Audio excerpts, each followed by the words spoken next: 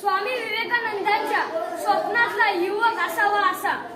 चेहऱ्यावर तेज आहे, देहामध्ये शक्ती आहे, मनामध्ये उत्साह आहे, बुद्धीमध्ये विवेक आहे, हृदयामध्ये करुणा आहे, मातृभूमीवर प्रेम आहे, इंद्रियांवर संयम आहे, मन ज्याचे स्त्रीय आहे,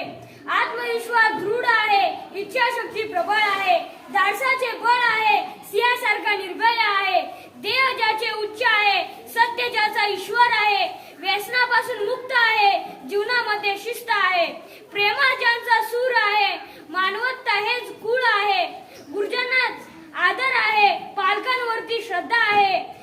दीनदुबळ्यांचा मित्र आहे, सेवेसाठी तत्पर आहे, देवावरती भक्ती आहे, जीवनामध्ये नीती आहे, चारित्र्य ज्याचे शुद्ध आहे, तोच आदर्श युवक आहे.